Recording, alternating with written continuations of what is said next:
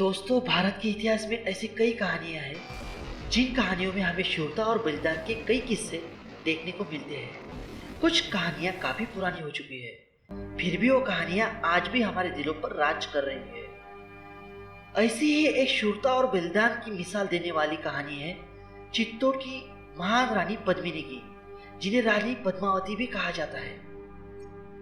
रानी पद्मिनी अपनी सुंदरता के लिए पूरे भारत में जानी जाती थी और उनकी जौहर की कथा भी काफी प्रचलित है।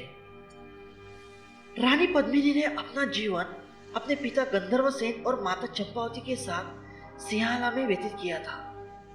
रानी पद्मिनी के पास एक बोलने वाला तोता हीरामणि भी था, जिसके साथ वे अपना अधिकतर समय बिताती थी।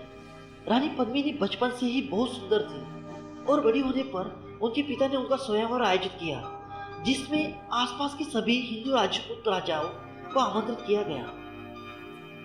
एक छोटे से राज्य के राजा मलकन सिंह भी उनसे विवाह करने के लिए पधारे थे।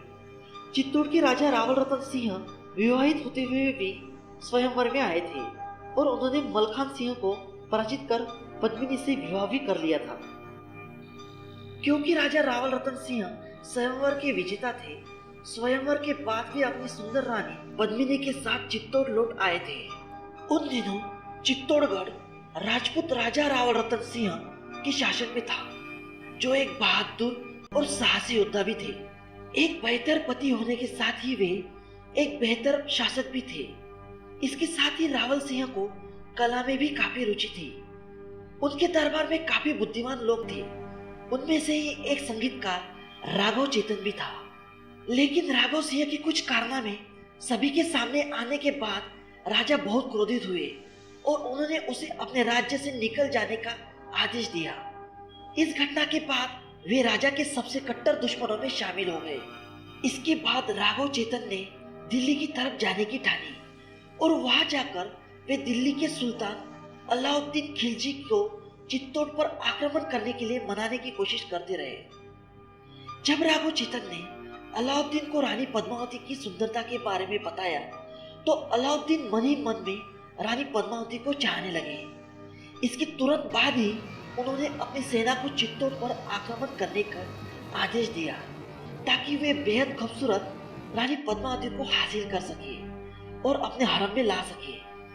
चित्तौड़ पहुंचते ही अलाउद्दीन खिलजी के हाथ निराशा ही लगी, क्योंकि उन्होंने पाया चित्तौड़ को चारों तरफ से सुरक्षित तरीके से सुरक्षा प्रदान की गई है, लेकिन वे रानी पद्मावती को किसी भी हालत में देखना चाहते थे और उन्हें पाना चाहते थे। इसलिए अलाउद्दीन खिलजी ने छल से काम लेने की कोशिश की। उसने राजा रतन सिंह के पास संदेशा भेजा कि हमने चित्तौड़ की रानी की सुंदरता के बारे में बहुत सुना है, आप एक बार हमें रानी को देखने दीजिए, तो हम किले से हट जाएंगे।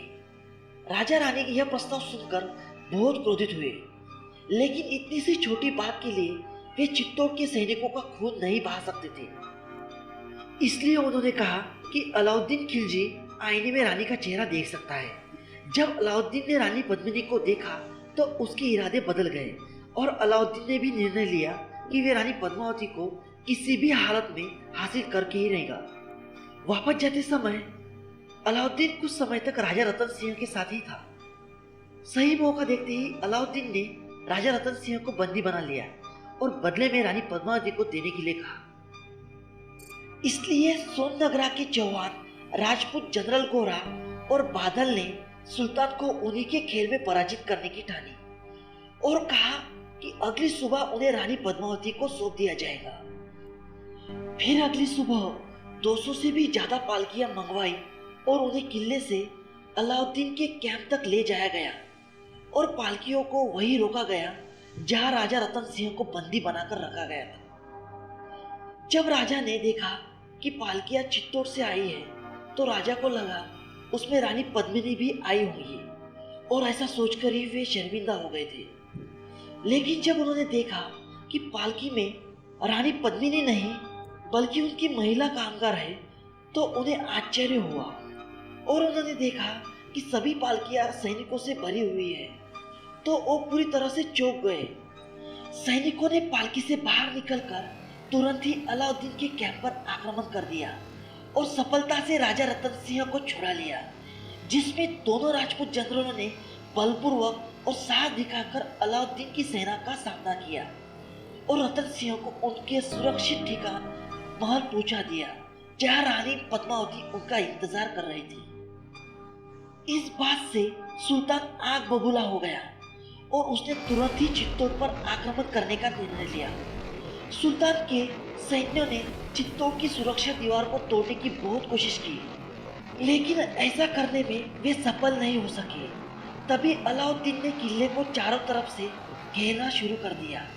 ऐसा पाते ही राजा रतन सिंह ने सभी राजपूतों को आदेश दिया कि वे सभी द्वार खोलकर अलाउद्दीन की सेना का सामना करें। आदेश सुनते ही रानी पद्मावती ने देखा कि उनकी सेना का सामना विशाल सेना से हो रहा है और तभी उन्होंने चित्तौड़ की सभी महिलाओं के साथ जोर करने का निर्णय लिया। उनके अनुसार दुश्मनों के हाथ लगने से बेहतर जोर करना ही था। जोर एक ऐसी प्रक्रिया है जिसमें शाही महिलाएं अपने दुश्मनों के साथ रहने की बजाय स्वयं को विशाल अग्निकुंड में न्यौछावर कर देती है। इस तरह खुद जोर कर उन्होंने अपने प्राण त्याग दिए, जिसमें उनके साथ एक विशाल अग्निकुंड में चित्तौड़ की सभी महिलाएं खुशी से कूद गई थी। यह खबर पाते ही चित्तौड़ के सैनिकों ने पाया कि अब उनके पास जीने का कोई मकसद नहीं है और तभी उन्होंने साका करने का निर्णय लिया, जिसमें सभी सैनिक केशरी पोशाक और पगड़ी के पहनावे में सामने आए और उन्होंने अलाउद्दीन की सेना का मरते दम तक सामना करने का निर्णय लिया।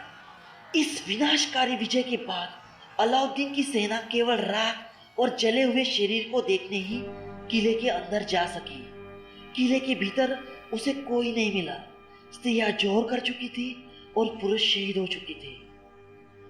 दोस्तों, आज भी चित्तौड़ की महिलाओं के जोर करने की बात लोग गर्व से याद करते हैं, जिन्होंने दुश्मनों के साथ रहने के बजाय स्वयं को आग में न्यौछावर करने की ठानी थी।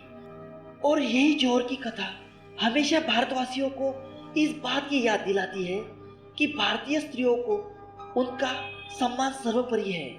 रानी पद्मिनी के बलिदान को इतिहास में स्वर्ण अक्षरों से लिखा जाएगा। इस महान रानी को ज्ञानी पंडित की टीम सलाम करती है।